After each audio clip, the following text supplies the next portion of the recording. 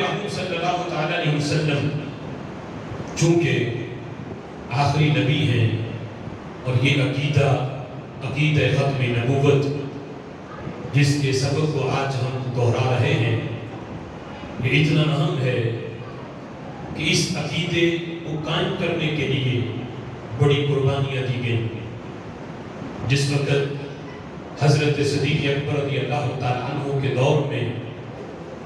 مسیلمہ کذاب نے نبوت کا دعویٰ کیا تو ابھی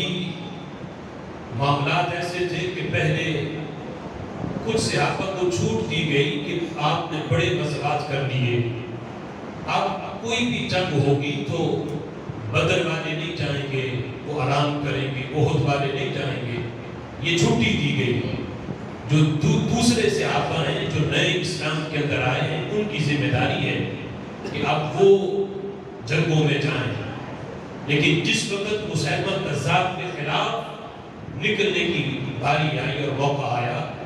تو صدیق اکبر رضی اللہ تعالیٰ عنہ نے اعلان کیا کہ مدینہ شریف میں کوئی بھی باقی نہ رہے، سارے نکلے اس کے خلاف، یہاں تک کہ بدری صحابی ہو، احد والے ہو، کوئی بھی ہو، اس کے خلاف نکلے۔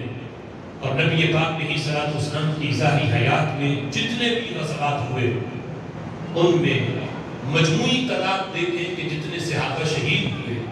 ان کی مجموعی تعداد اتنی نہیں بنتی جتنی مسیلمہ کذاب کے خلاف جو صحابہ نے اپنے جان کے نذرانے پیش کیے۔ اس ایک جنگ کے اندر جتنے صحابہ، جتنے قاری اور جتنے کفار صحابہ شہید ہوئے، ان کی دیگر غزوات کی مجموعی تعداد سے بھی ان کی تعداد کہیں زیادہ ہے کہ صحابہ کرام علیہ رضوان نے اپنی جان کے نذرانے پیش کر کے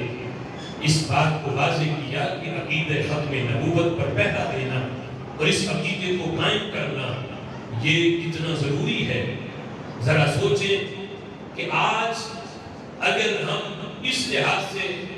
کہ دنیا ہے، ملنا پڑتا ہے، ہم یہ جانتے ہوئے بھی کہ یہ بندہ قادیانی ہے، یہ جانتے ہوئے بھی کہ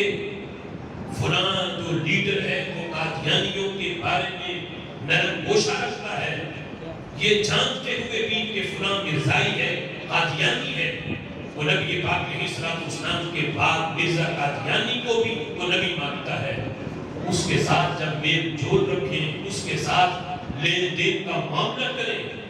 تو ذرا سوچیں ان شہیدوں کی روحیں کتنی تڑپتی ہوں گی جنہوں نے نہ اپنی جان کی پرواہ کی، نہ گھر بار کی پرواہ کی، سب کچھ چھوڑ چھاڑ کے نبی پاک علیہ الصلوۃ والسلام کے ختم نبوت کو، اس عقیدے کو قائم کرنے کے لیے اپنی شہادتیں پیش کی۔ گنبد خضرا میں رسول اللہ صلی اللہ تعالی علیہ وسلم کو کتنی تکلیف پہنچتی ہوگی۔ آج ہم کہتے ہیں کہ دنیا ہے، دنیا کے ساتھ چلنا پڑتا ہے۔ اس دین اسلام میں عیسائیوں کے ساتھ، یہودیوں کے ساتھ معاملات کے طریقے تو بتائے گئے کہ اگر کوئی اسلامی ملک کا حکمران ہے، اگر عیسائیوں کے ساتھ وعدے کرنے پڑ جائیں اس کے تو طریقے موجود ہیں، یہودیوں کے ساتھ وعدے کرنے پڑ جائیں ملک کے لحاظ سے اس کے تو طریقے موجود ہیں، لیکن قادیانیوں کے لحاظ سے کسی قسم کا کوئی وعدہ اور ان کے ساتھ اس قسم کے وعدے کہ جب ہم اقتدار میں آئیں گے تو ہم آپ کو حقوق دیں گے، فلاں حکومت نے آپ کو حقوق نہیں دیے، ہم اقتدار میں آئیں گے تو ہم آپ کا یہ مسئلہ حل کریں گے، یہ مسئلہ حل کریں گے۔ تو میرے بھائیوں، سب سے بڑا مسئلہ ایمان کا ہے۔ میں کسی جماعت کا، کسی لیڈر کا نام نہیں لے رہا، لیکن آپ خود اس میں غور کریں، خود سوچیں کہ کون سا لیڈر ہے جو قادیانیوں کے بارے میں نرم گوشہ رکھتا ہے اور کس نے ان کے ساتھ وعدے کیے، ان کے لیے راہیں ہموار کی اور ان کے حکومت میں آنے کے لیے ان کے لیے جدوجہد کی اور آج بھی کر رہے ہیں۔ اگر یہ سب کچھ جان کر بھی اپنے اس لیڈر کی محبت اپنے دل میں رکھیں تو پھر اپنے ایمان کی فکر کریں۔ قبر میں کسی جماعت کے لیڈر نے قبر میں نہیں آنا، حشر کے میدان میں کسی نے کام نہیں آنا، وہاں کام آنا ہے تو آمنہ کے لال نے آنا ہے۔ آج اگر ان سے وفا کرو گے تو پھر قبر بھی منور ہوگی، حشر میں بھی بیڑے پار ہو جائیں گے۔ آج لے ان کی پناہ، آج مدد مانگ ان سے، پھر نہ مانیں گے قیامت میں اگر مان کر۔